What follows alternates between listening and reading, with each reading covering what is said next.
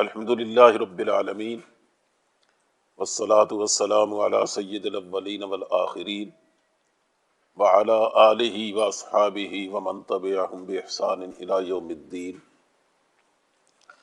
اما بعد فاعوذ باللہ من الشیطان الرجیم بسم اللہ الرحمن الرحیم لن تنالوا البر حتى تنفقوا مما تحبون وما تنفقوا من شیء فإن اللہ بہ علیم صدق اللہ مولانا العظیم۔ میرے بھائیوں اور عزیزوں اور میری بہنوں اور بچیوں، ہم چوتھے پارے کا آغاز کر رہے ہیں۔ اس کا پس منظر اگر آپ کے ذہن میں ہے تو پھر اس بات کو سمجھنا کوئی مشکل نہیں۔ پس منظر میں یہ مضمون گزرا ہے کہ یہود مختلف طریقوں سے اسلام پر اعتراضات کرتے ہیں، قرآن کریم پر اعتراضات کرتے ہیں، تو قرآن کریم نے اس کا جواب دیا۔ اسی سلسلے کی یہ آیت بھی ہے کہ یہود سے یہ کہا جا رہا ہے کہ تم میں جو خرابیاں پیدا ہوئی ہیں، جس کی وجہ سے تقریباً دینی زندگی سے تم بے بہرا ہو گئے ہو، ان میں خرابی یہ ہے کہ تم اللہ کے دین کے بارے میں صرف ظاہری حد تک متعلق ہو، لیکن اس کی جو حقیقی روح ہے وہ تمہارے اندر سے جا چکی ہے۔ حالانکہ اللہ کی فرما برداری اور اس کی وفاداری کا حق ادا کرنے کے لیے ضروری بات یہ ہے کہ آدمی وہ چیز اس کے راستے میں خرچ کرے جو سب سے بہتر ہو، اور تمہارا حال یہ ہے کہ تم زبانی جمع خرچ تو بہت کرتے ہو، لیکن اللہ کے راستے میں تم دمڑی بھی دینے کو تیار نہیں۔ اس سے اندازہ کرو کہ اللہ کے ساتھ تمہارا تعلق کیسا ہے۔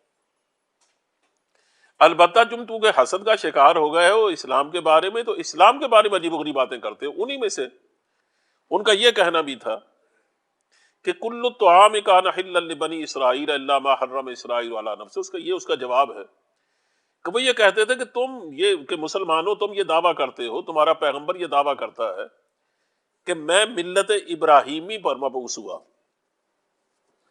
اور تم ملت ابراہیمی سے اپنا تعلق جوڑتے۔ اگر تمہارا ملت ابراہیمی سے تعلق ہے تو پھر تم ملت ابراہیمی کی مخالفت کیوں کرتے؟ اور دلیل اس کی وہ یہ دیتے تھے کہ حضرت ابراہیم علیہ السلام کی شریعت میں تو اونٹ کھانا ممنوع تھا، اور تمہارا حال یہ ہے کہ تم اونٹ کا دودھ پیتے ہو، اس کا گوشت کھاتے ہو، اس کے چمڑے سے تم خیمہ بناتے ہو، حتیٰ کہ تم اس کی قربانیاں تک دیتے ہو، اور تمہیں سب سے زیادہ اسی کی چاہت رہتی ہے، تم اس کو بڑی نیکی سمجھتے ہو، تمہارا بھی کیا تعلق ہوا ملت ابراہیمی سے؟ قرآن کریم نے اس کا یہ جواب دیا کہ دیکھو تمہاری تورات حضرت ابراہیم علیہ السلام کے بعد نازل ہوئی۔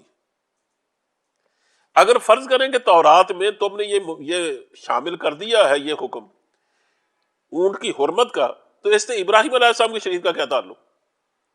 یعنی جو شریعت صدیوں پہلے گزری، یعنی صدیاں لمبا عرصہ تو خیر اتنا نہیں ہے، ایسے کہ حضرت یعقوب علیہ السلام کے بعد بنی اسرائیل کی تاریخ شروع ہوتی ہے، تو یہ پوتے ہیں حضرت ابراہیم کے، کہ کئی سالوں بعد جو شریعت آئی ہے، بلکہ صدیوں میں کہتا ہوں ٹھیک ہے، ایسے کہ یہ اگرچہ بنی اسرائیل کی تاریخ تو شروع ہوتی ہے یعقوب علیہ السلام سے، لیکن تورات تو نازل ہوئی حضرت موسیٰ علیہ السلام پر، کہ وہ صدیوں بعد تشریف لائے، ان کے صدیوں پہلے شریعت ابراہیم گزری۔ جو حکم اگر مان لیا جائے کہ موجود ہے تورات میں، تو اس کا تعلق ابراہیم علیہ السلام کی شریعت سے کیا؟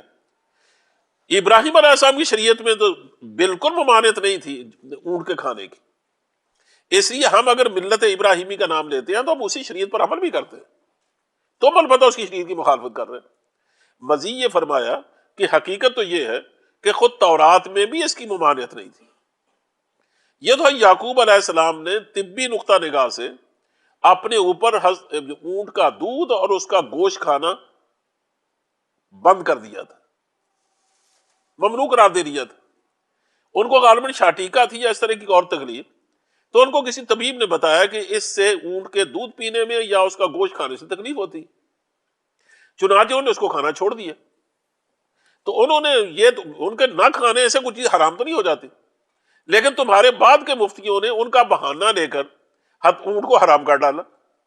تو یہ تو وہ چیز ہے جس سے تم نے شریعت موسیٰ کو بگاڑا ہے، اس کے بعد ان کو دعوت دی گئی ہے حضرت ابراہیم علیہ السلام کے طریقے پر چلنے کی، کہ تم اگر ان کا حقیقت میں احترام کرتے ہو تو پھر ملت ابراہیمی کی طرف آؤ، ان پر افطرا مت کرو، جھوٹ مت کرو۔ اور کہا کہ ان کی جو علامتیں ہیں حضرت ابراہیم علیہ السلام کی، وہ تو دیکھو، سب سے بڑی ان کی علامت یہ گھر ہے اللہ کا، یہ جو انہوں نے بنایا تھا۔ ان اول بیت وضع للناس للذی ببکۃ مبارکا وہدی للعالمین، یہ برکت والا گھر جو مکے میں بنایا گیا تھا، اس کے مؤسس اور اس کے بانی وہ حضرت ابراہیم علیہ السلام تھے، یہ ان کی سب سے بڑی علامت ہے۔ اور اس گھر کے اللہ کی طرف سے ہونے میں اور بھی آیات بینات ہیں، بہت بڑی بڑی علامتیں، ان میں ایک علامت مقام ابراہیم بھی ہے، یعنی وہ پتھر جس میں کھڑے ہو کر گھر کی تعمیر کی تھی، وہ پتھر حضرت ابراہیم علیہ السلام کے پاؤں کے نیچے پگھل گیا تھا۔ آج بھی آپ جائیں، وہ گلوب سا بنایا ہوا پیتل کا، اس کے اندر شیشہ جڑا ہوا ہے، آپ نے دیکھا ہوگا اس کے نیچے ایک پتھر پڑا، اس کو مقام ابراہیم کہتے ہیں۔ تو میں نے بڑے غور سے اس کو دیکھا ہے، تو وہ تو دونوں پاؤں اتنے گہرے اس میں پیوست ہیں کہ اب تو لوگ اصل میں پہلے باہر ہوتا تھا، لوگ اس میں پانی ڈال کر برکت کری پیتے تھے، اس کو ہاتھ لگاتے تھے، نہ جانے کیا کرتے تھے۔ اس لحاظ سے پتلا بھی ہو گیا ہے، پہلے ممکن ہے ایسا نہ ہو، لیکن یہ تو اس میں پاؤں کے نشان صاف نظر آتے ہیں۔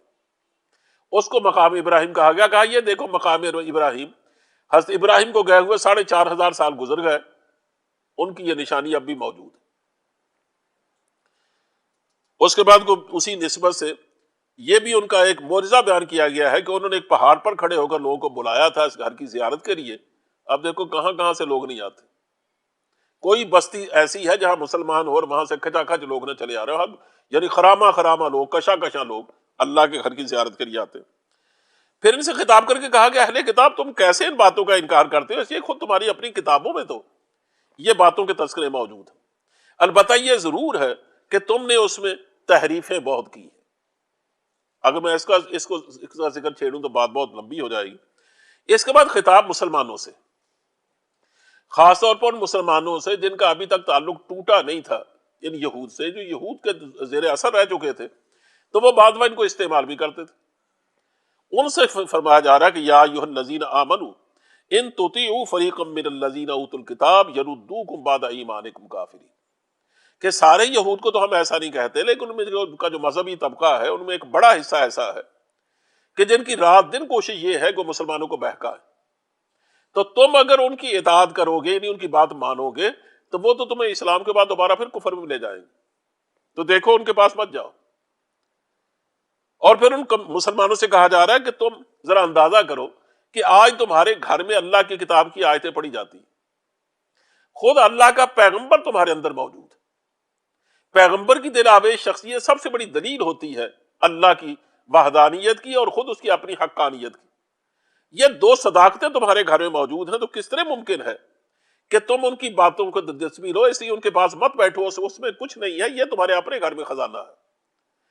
تو جو بھی اللہ کی اس ہدایت کے ساتھ جڑ جائے گا، اس کو تھام لے گا، یوں سمجھو اس نے صراط مستقیم کا راستہ پا لیا۔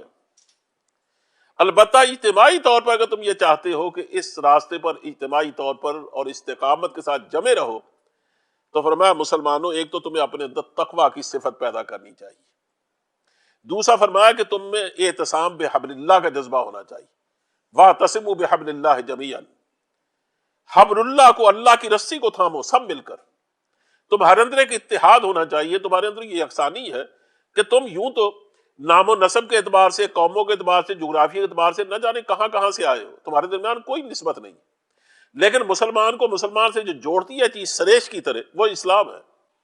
پہلے سب مل کر غالب آئے اس ملک پر، پردیس پر، اجنبی ملک پر، لیکن جب اس ملک میں اپنی اس بنیاد کو کھو گئے اور جس نے ان کو اکٹھا کر رکھا تھا وہ گنوا دی، تو پھر وہاں رہنے کے باوجود، حکومتوں کے باوجود، 800 سال حکومت کا بغرنے کے باوجود اجنبی ہو گئے۔ کہا دیکھنا یہ کام نہ کرنا اور آپس میں تفرقے کا شکار نہ ہونا۔ تم اس بات کو بھول گئے کہ تم جہنم کے کنارے کھڑے تھے، بالکل آگ کے گڑھے کے کنارے۔ اوس و خزرج سے کہا جا رہا ہے رسول اللہ صلی اللہ علیہ وسلم نے تمہیں آ کر کھین کے بچا لیے، ورنہ تم تو اس میں کودنے ہی والے تھے، یعنی تم تباہی کا قریب تھے۔ اللہ نے تمہارے اندر ایک محبت اور ایک تعلق پیدا کیا، تمہارے اندر اخوت پیدا کی۔ تو ان احسانات کو یاد کرانے کے بعد فرمایا وَلَا تَكُونُوا كَالَّذِينَ تَفَرَّقُوا وَاخْتَلَفُوا مِن بَعْدِ مَا جَاءَهُمُ الْبَيِّنَاتُ۔ اب ان اہل کتاب کی طرح مسلمانوں تم نہ ہو جانا کہ انہیں آپس میں تفرقہ کیا، اختلاف پیدا کیا، کھیل کھیل ہو گئے۔ تم ایسا کرو گے تم بھی برباد ہو جاؤ گے۔ یعنی یہ باتیں اس وقت کہی جا رہی تھی کہ آئندہ ایسا نہیں ہونا چاہیے، حالانکہ اس وقت تو ایسا نہیں تھا۔ یہ ہمارے لیے، آنے والے مسلمانوں کے لیے باتیں کہی گئی، آج ہم وہیں کھڑے۔ اقبال بیچارہ ماتم کرتا گیا کہ ہوس نے ٹکڑے ٹکڑے کر دیا ہے نوع انسان کو، اخوت کی زباں ہو جا، محبت کا بیاں ہو جا، یہ ہندی وہ خراسانی، یا ایرانی وہ تورانی، تو اے شرمندہ ساحل اچھل کر بے کراں ہو جا۔ یہ تیرے لیے مناسب نہیں ہے، تم تو مختلف علاقوں سے جمع کیے ہوئے لوگ ایک شیرازے میں پروئے گئے ہیں، اور وہ شیرازہ صرف اسلام کا۔ اگر تم نے اس میں دراڑیں پیدا ہونے دی تو تم تباہ ہو جاؤ گے۔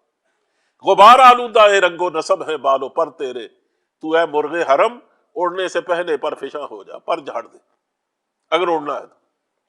وہی باتیں فرمائی جا رہی ہیں کہ ان لوگوں کی طرح تفرقہ کا شکار نہ ہونا، ورنہ دیکھو جب قیامت کے دن ہمارے یہاں آؤ گے، جو لوگ صرف نور ایمان کو لے کے آئیں گے ان کے چہرے چمکتے ہوں گے، اور جن لوگوں نے تفرقے سے اپنا منہ کالا کیا ہوگا قیامت کے دن ان کے منہ کالے ہوں گے۔ یوم تسود وجوہ وتبیض وجوہ۔ اس کے بعد مسلمانوں کو ان کی اصل حالت بتائی گئی، کہا کنتم خیر امت اخرجت للناس، کہ مسلمانوں دیکھنا اپنے منصب کو کبھی نہ بھولنا۔ یہودی اور عیسائی، خاص یہودی، یہ پہلے منصب دعوت کی امت پر فائز رہے ہیں، منصب دعوت کے پر یہ فائز رہے ہیں، یعنی ان کو حامل دعوت امت بنایا گیا تھا، ان کو معزول کر کے اب اس منصب پہ تمہیں فائز کیا گیا۔ تو دیکھنا اب اپنے اس منصب کی نزاکتوں کو کبھی نہ بھولنا، اگر تم اس کو بھول گئے تو تباہ ہو جاؤ گے۔ اس لیے تمہارا کام یہ ہے کہ نیکی کے جذبے کو سرد نہ ہونے دینا، امر بن معروف کو کبھی نہ چھوڑنا، نہی عن المنکر سے کبھی ہاتھ نہ اٹھانا۔ یعنی جیسے ہم کہتے ہیں کہ اگر صحت مند رہنا ہے نا تو حفظان صحت کی پابندی کو کبھی نہ چھوڑنا، لوگوں کو ہمیشہ صحت کے اصولوں سے باخبر رکھنا، اپنے ملک میں، اپنے شہروں میں، اپنے محلوں میں گند جمع نہ ہونے دینا، اسی سے مچھر پیدا ہوتا ہے، اسی وبائیں پھیلتی۔ وہی بات کہی جا رہی ہے کہ دیکھنا اللہ کی رسی سے، ہمیں یہ بات کہنا بھول گیا کہ حبل اللہ جو ہے نا وہ یاد رکھو قرآن کریم ہے۔ خود حضور نے فرمایا کہ القرآن الکریم هو الحبل اللہ المتین، کہ قرآن کریم یہ ہے اللہ کی مضبوط رسی، اس کو پکڑنا۔ تم اس کو چھوڑ کر ادھر تو بکھر جاؤ گے، ظاہر میں تباہ ہو جاؤ گے۔ اور کہا رہی یہ بات کہ یہ تمہارے یہود اور نصارہ یہ تمہاری مخالفت کر رہے ہیں، ظاہر اس زمانے کی بات، آج تو لگتا آج کی بات کہی جا رہی ہے شاید، کہ یہ تمہیں کوئی نقصان پہنچانا چاہتے ہیں۔ کہا اگر تم اسلام پر استقامت کے ساتھ قائم رہے اور تم نے اس کی رسی کو نہ چھوڑا تو لن یضروکم الا اذی، یہ سوائے گالیاں بکنے کے تمہارا کچھ نہیں بگاڑ سکتے، تمہیں برا بلا تو کہہ سکتے ہیں، لیکن یہ کہ تمہارا کوئی نقصان کرے، کہا یہ بات نہیں، یہ نہیں ہو سکتی۔ اللہ تمہارا حافظ ہے، وہ حافظ ہے، بشرطے کہ تم اس کے ہو کر جیو۔ وَإِن يُقَاتِلُوكُمْ يُوَلُّوكُمُ الْأَدْبَارَ، اور اگر وہ تم سے میدان جنگ میں لڑیں گے تو پشت پھیریں گے۔ یہ مرد میدان کبھی بھی نہیں ہوئے، شرط یہ ہے کہ کسی مرد میدان سے ان کو واسطہ پڑے نا۔ اگر مسلمان بزدل ہو جائے پھر تو وہ مرد میدان ہی ہے۔ کہا ان کا حال یہ ہے کہ ضربت علیہم الذلۃ والمسکنہ، ان پر اللہ نے ذلت کی پھٹکار ماری ہے، یہ یہود پر۔ رہی یہ بات کہ ان کی یہودی ریاست کیسے قائم ہو گئی، خود یہاں فرمایا ہے ضربت علیہم الذلۃ اینما ثقفوا، وہ جہاں بھی پائے جائیں ذلت کی پھٹکار ماری گئی ہے ان پر، ہاں الا بحبل من اللہ وحبل من الناس، اس پھٹکار سے دو صورتوں میں وہ نکل سکتے ہیں، یا تو وہ حبل اللہ کو پکڑ لیں، اللہ کی رسی کو پکڑ لیں، مسلمان ہو جائے، پھر وہ ذلت سے نکل جائیں گے، یا یہ ہے کہ کسی بڑی قوت کی پناہ میں آ جائے، حبل من الناس، لوگوں کی رسی پکڑ لیں۔ یا ایھا الذین آمنوا لا تتخذوا بطانۃ من دونکم لا یعلونکم خبالا۔ اب ان آیتوں کو کہاں چھپائیں؟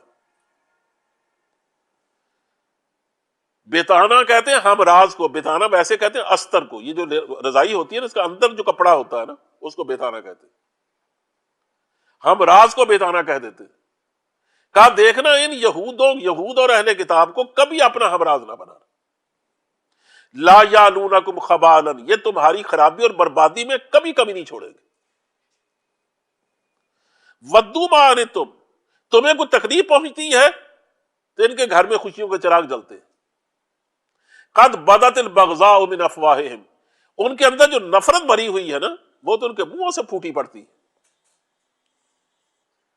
یعنی ان کا حکمران کروسیڈ کے لفظ کو چھپا نہیں سکا، وہ پھسل گیا اس کی زبان سے، ان کے منہوں سے خود نکل پڑتی ہے مسلمانوں کے خلاف نفرت۔ وما تخفی صدورہم اکبر، اور جو ان کے سینوں میں چھپا ہوا ہے کہ وہ تو بہت بڑا ہے، اگر تم اس کو جان سکو کہ وہ تو بہت بڑی نفرت ہے جو انہوں نے اپنے سینے میں چھپا رکھی۔ یہ میں صرف ترجمہ کر رہا ہوں۔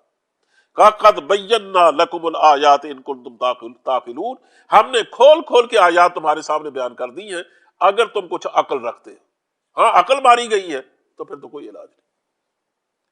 عجیب بات اگلی آیت دیکھیں، ہاں انتم ہؤلاء تحبونہم ولا یحبونکم وتؤمنون بالکتاب کلہ، کہ یہ ایک تم ہی ہو جو ان سے بار بار محبت کا اظہار کرتے ہو، وہ تو تم سے محبت نہیں کرتے، بالکل یہ تنمہ۔ ہاں انتم ہؤلاء تحبونہم، ایک تم ہی ہو جو تم ان سے محبت کا اظہار کرتے ہو، ولا یحبونکم، وہ تو تم سے محبت نہیں کرتے، وتؤمنون بالکتاب کلہ، حالانکہ تم ان کی ساری کتابوں پر ایمان رکھتے ہو، تم زبور کو مانتے ہو، تم انجیل کو مانتے ہو، تم تورات کو مانتے ہو۔ ہونا یہ چاہیے تو ان کے دلوں میں تمہارا لحاظ ہوتا، وہ تو تمہارے قرآن کو نہیں مانتے، لیکن تم انہی سے تم محبت کرتے ہو، وہ تم سے محبت نہیں کرتے۔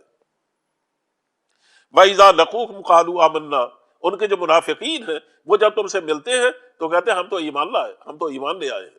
وَإِذَا خَلَوْا عَضُّوا عَلَيْكُمُ الْأَنَامِلَ مِنَ الْغَيْظِ، اور جب وہ تم سے الگ ہوتے ہیں اپنی انگلیاں کاٹتے ہیں غصے سے کہ کیا کر ڈالے ہیں مسلمانوں کو۔ اگر تمہیں کوئی اچھائی پہنچتی ہے تسوہم، ان کو بری لگتی ہے، وَإِن تُصِبْكُمْ سَيِّئَةٌ يَفْرَحُوا بِهَا، اگر تمہیں کوئی تکلیف پہنچتی ہے تو وہ خوش ہوتے ہیں۔ وَإِن تَصْبِرُوا وَتَتَّقُوا لَا يَضُرُّكُمْ كَيْدُهُمْ شَيْئًا، یہ ہے جو اصل ہمیں بات یاد رکھنی چاہیے کہ اگر تم صبر کرو ان ساری صورتحال پر، لیکن اللہ سے ڈرو، اس کا تقوی اختیار کرو، لا يَضُرُّكُمْ كَيْدُهُمْ شَيْئًا، ان کی سارے مکر و فریب اور تدبیریں تمہارا کچھ نہیں بگاڑ سکے گی۔ اس کی وجہ کیا ہے؟ ان اللہ بما یعملون محیط، اللہ جانتا ہے، وہ گھیرے ہوئے ہے ان کی تمام کرتوتوں کو، وہ خوب جانتا ہے۔ اس کے بعد پھر جنگ احد کا سارا واقعہ اور اس کی حکمتیں، اور اس میں جو جو حالات پیش آئے، اس میں جو نصیحتیں کی گئی ہیں اور جو مسلمانوں کو ہدایات دی گئی ہیں، اس کا ذکر ہے۔ اور شروع یہاں سے کیا ہے کہ اس وقت کو یاد کرو جب اے پیغمبر صبح کے وقت مسلمانوں کو آپ ان کے مورچوں میں بٹھا رہے تھے، اور پھر کہا اس وقت کو بھی یاد کرو جب ان میں سے اوس و خزرج میں سے دو ضمنی قبیلے، چھوٹے قبیلے، ان کی شاخیں، وہ ہمت ہار بیٹھے تھے۔ عبداللہ بن ابئی نے، ایک بدبخت نے 300 اپنے منافقین کو ساتھ لے کر جب علیحدگی اختیار کی تو اس کا اثر ان پر بھی پڑا، انہیں ہمت ہارنا چاہی، لیکن اللہ نے ان کے دلوں کو سہارا دیا،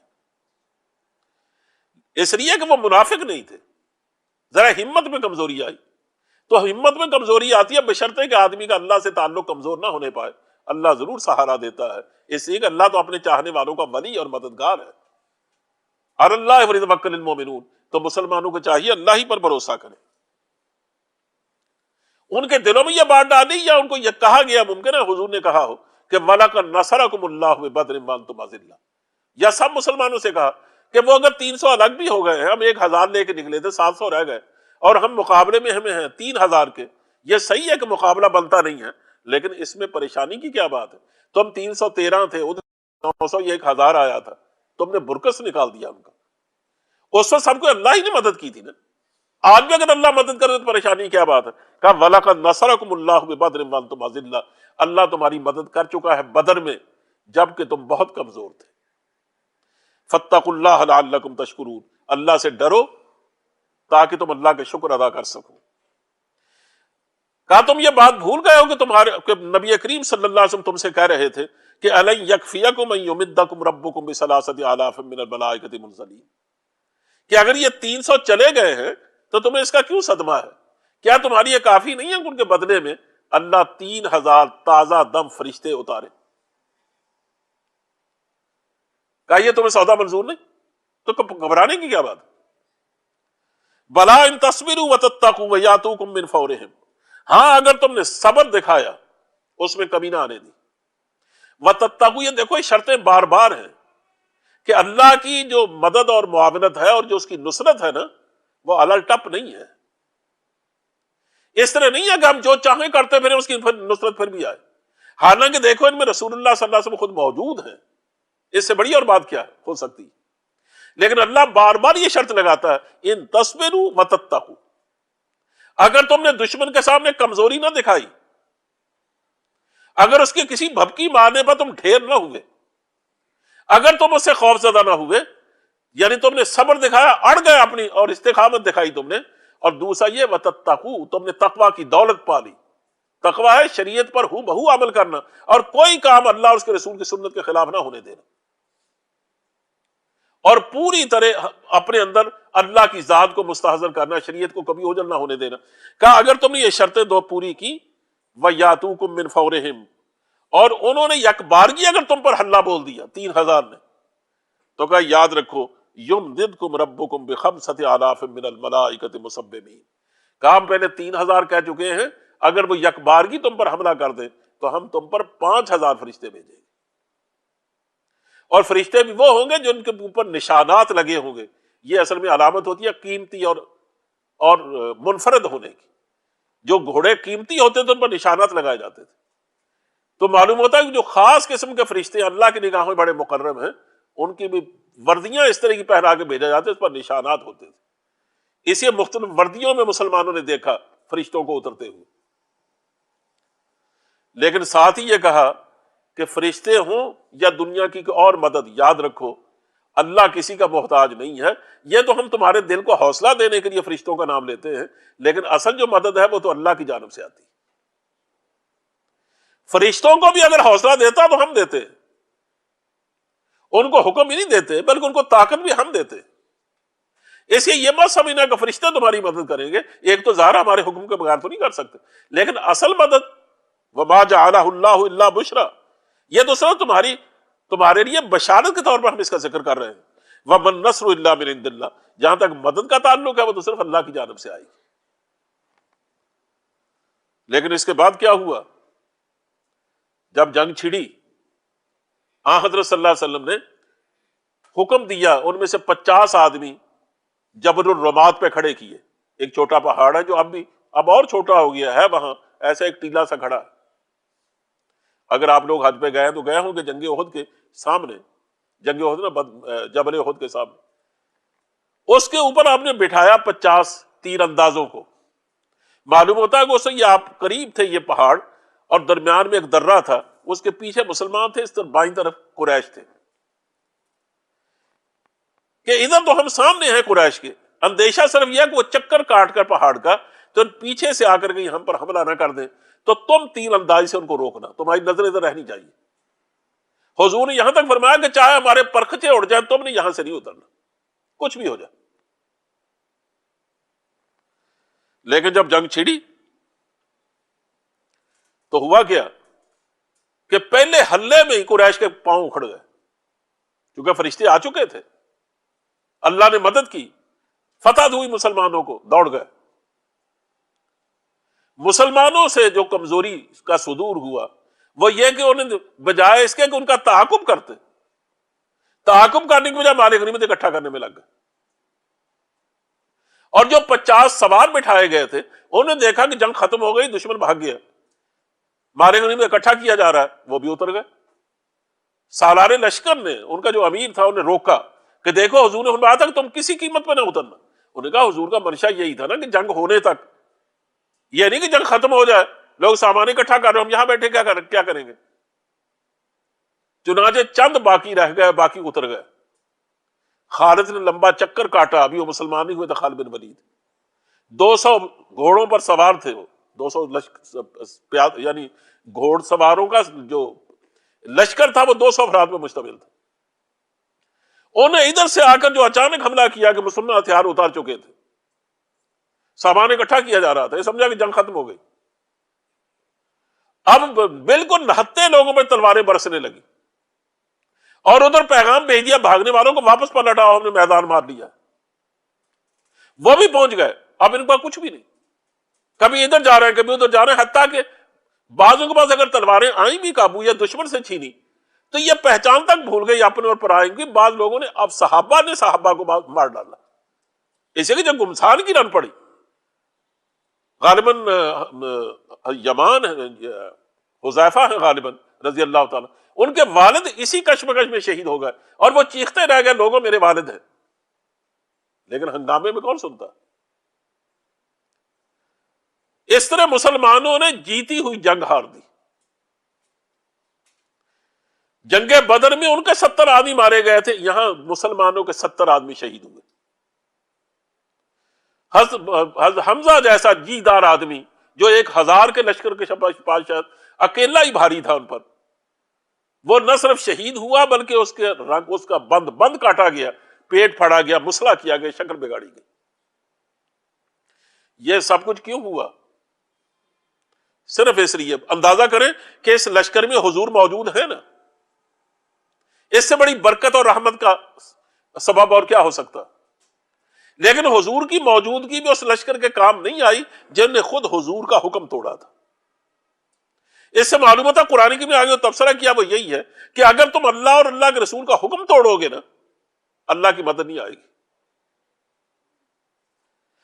دوسری اور یہ کہ انہیں بے صبری دکھائی بجائے استقامت دکھانے کے، وہ دنیا کی محبت کے اسیر ہو گئے. کہا تمہیں اگر اللہ اور رسول کی محبت کی بجائے دنیا کی محبت میں گرفتار ہو جاؤ گے تب بھی اللہ کی مدد نہیں آئے گی.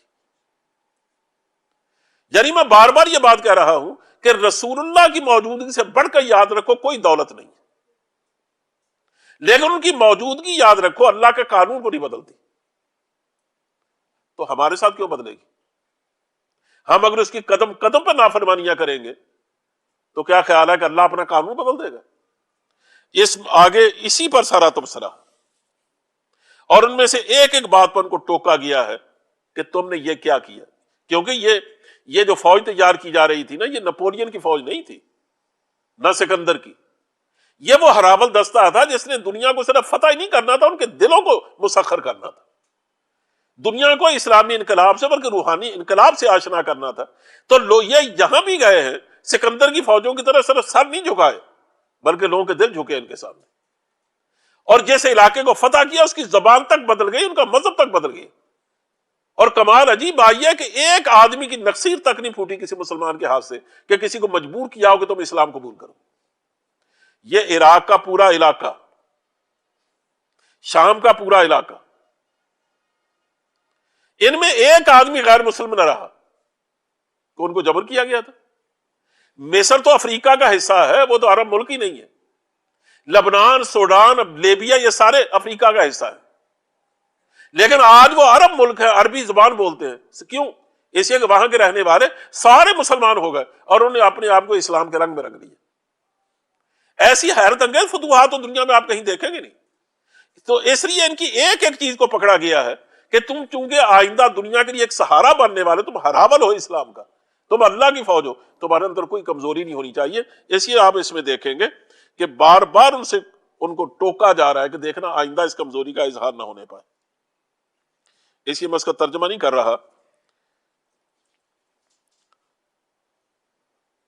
بلکہ جہاں کہیں منافقین نے کوشش کی ہے ان کو گمراہ کرنے کی کہ دیکھو اگر تم حق پر ہوتے اتنے آدمی تمہارے قتل کیوں ہوتے، تمہارا نبی برحق ہوتا تو یہ کیوں ہوتا. تو قرآن کریم نے کہا کہ دیکھو اللہ کے نبی نے جو وعدہ کیا تھا کہ اللہ کی طرف سے فرشتے آئیں گے، وہ وعدہ تو پورا ہوا لیکن مشروط تھا تمہاری اطاعت کے ساتھ. اور یہ وعدہ کس طرح پورا ہوا کہ تحسونہم، تم تو ان کو تلواروں پر رکھ لیا تھا، تم نے تم تو ان کو قتل کرتے ہوئے جا رہے تھے. اگر تم رک کے ان کا تعاقب چھوڑ کر دولت کی محبت میں نہ پڑ جاتے اور تمہارے جبل رماد میں کھڑے ہوئے لوگ اللہ کے رسول کی نافرمانی کرتے ہوئے نہ نکلتے تو یہ صورتحال کبھی نہ بدلتی. کی باتیں کرنا شروع کی. دیکھیے عبداللہ بن ابی نے کہا نا کہ ہم نے کہا تھا کہ مدینے کے اندر رہ کر ہم مدافعت کریں، باہر نہ نکلیں. ہماری بات مان لی جاتی تو یہ حادثہ پیش نہ آتا. اس کے جواب دیا گیا ہے اور بتایا گیا ہے کہ زندگی اور موت اللہ کے ہاتھ میں ہے. اگر موت کا فیصلہ تم اس کو بدل نہیں سکتے، زندگی کا فیصلہ تم مان نہیں سکتے. وہ کہتا دیکھو ہمارے یہاں ہمارے ساتھ بیٹھے رہتے کیوں قتل ہوتے. ان کو کہا گیا کہ اچھا تو اب تمہاری موت کا وقت آئے گا، تم اپنی موت کو ٹال کے دکھانا۔ اللہ جب کسی کے موت کا فیصلہ کر دیتا ہے اس کو وہاں کھینچ کے لے جاتا ہے جہاں اسے مرنا ہوتا ہے۔ اور کہا یہ تصورات جو ہے نا، یہ بجائے خود اس آدمی کے لیے عذاب ہوتے ہیں۔ جو آدمی سوچتا کہ ہاں میرا عزیز اس لیے مارا گیا کہ وہ فلاں جگہ چلا گیا، اگر آدمی اس کا یقین رکھے کہ آدمی وہی مرتا ہے جہاں اس کا فیصلہ قدرت نے کیا تھا، اس کو حسرت کبھی نہیں ہوتی۔ قال یجعل اللہ ذلک حسرۃ فی قلوبہم، اللہ نے ان غلط تصورات کو ان کے دلوں میں حسرت بنا دیا، یہ ہمیشہ ان کے دلوں کو پریشان رکھیں گے۔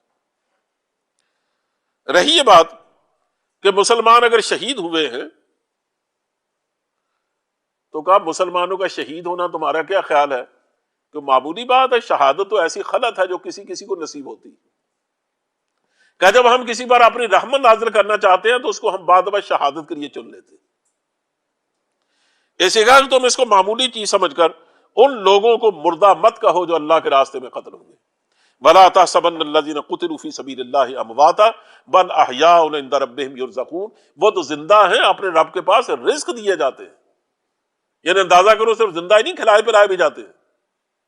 فَرِحِينَ بِمَا آتَاهُمُ اللَّهُ مِن فَضْلِهِ، جو اللہ نے ان کو دے رکھا وہ اس پر انتہائی خوش و خرم، اور وہ چاہتے یہ ہیں کہ اس کی خبر پیچھلوں کو بھی دے دی جائے کہ ہم کس حال میں، ہم تو عیش کر رہے ہیں۔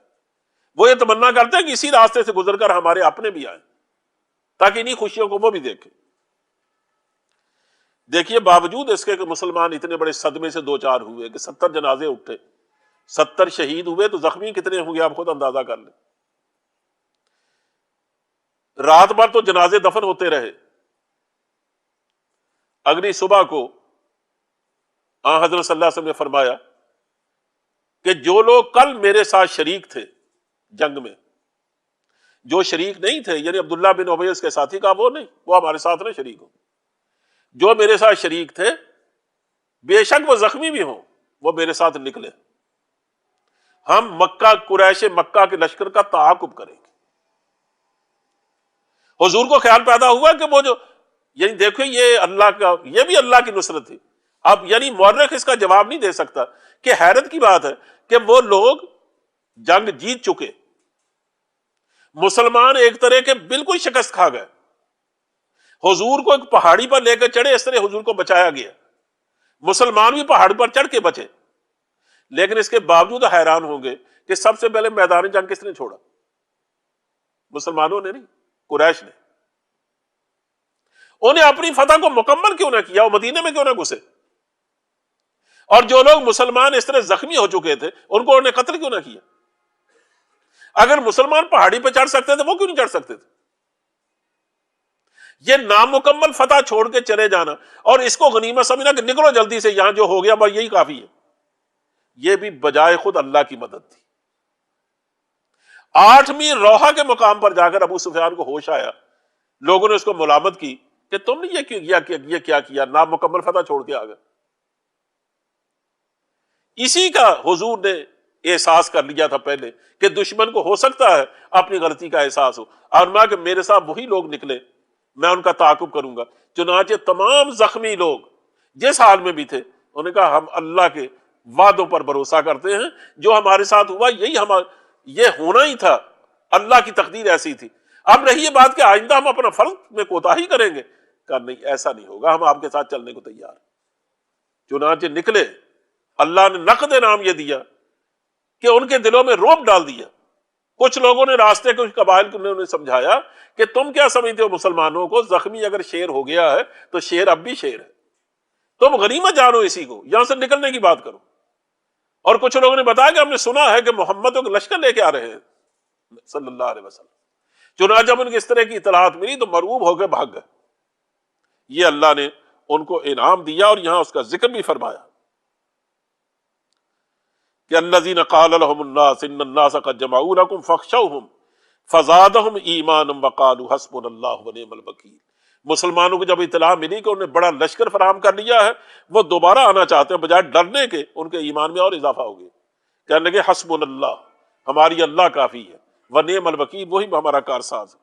فانقلبوا بنعمت من اللہ وفضل لم یمسسهم سوء، کہا یہ لوگ اللہ کا انعام لے کے لوٹے وہاں سے، یہ گئے تحکم کیا، بھاگ نکلے، وہاں باقاعدہ تجارت کا ایک میلہ لگ گیا، کاروبار شروع ہو گیا، مسلمان نے خوب کمایا، کہ اللہ کی یہ نعمتیں لے کر پلٹے اور کوئی ان کو تکلیف نہیں ہوئی۔ لم یمسسہم سوء، کسی تکلیف نے ان کو چھوا تک نہیں، واتبعوا رضوان اللہ، البتہ یہ بہت بڑا اعزاز ہوا کہ اللہ کی رضا مل گئی انہیں۔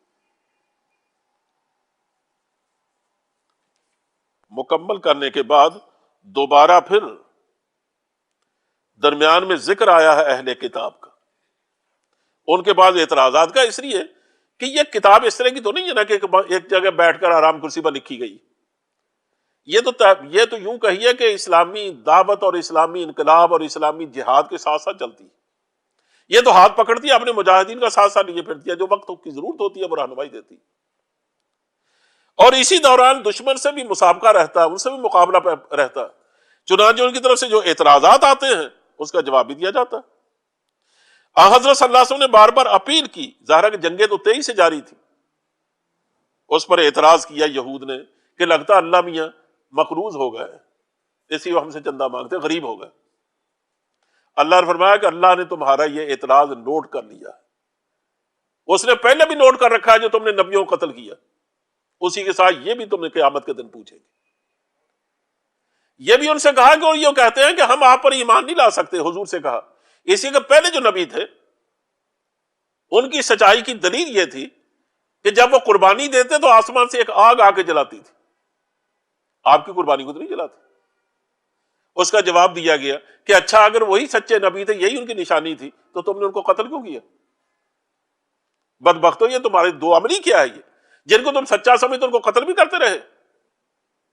ان اعتراضوں کو جواب دینے کے بعد کہا ان میں سے ایک ایک بات کا جواب تو کل کو تم سے مانگا جائے گا، اور پھر ان کو یاد دلایا گیا ہے کہ تمہاری کتابوں میں ابھی تک وہ میثاق اور عہد نامہ موجود ہے جو نبی کریم صلی اللہ علیہ وسلم پر ایمان لانے کے بارے میں تم سے لیا گیا تھا، سارے پیغمبروں سے۔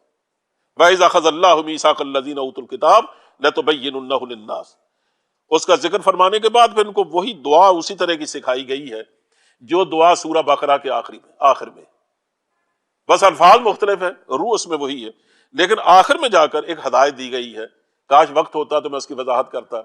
یہ تو ہر دور کے مسلمان کے لیے ہے کہ یا ایھا الذین آمنوا اصبروا، مسلمانوں اگر حق و باطل کی لڑائی میں سرخرو ہونا ہے تو دیکھنا صبر کو ہاتھ سے کبھی نہ جانے دینا، اصبروا، صبر کرو، وصابروا، اور صبر میں اور استقامت میں دشمن کے ساتھ مقابلہ اس طرح کرو کہ ان کا حوصلہ جواب دے جائے، تمہارے حوصلے غالب آ جائے، یہ ہے مصابرت۔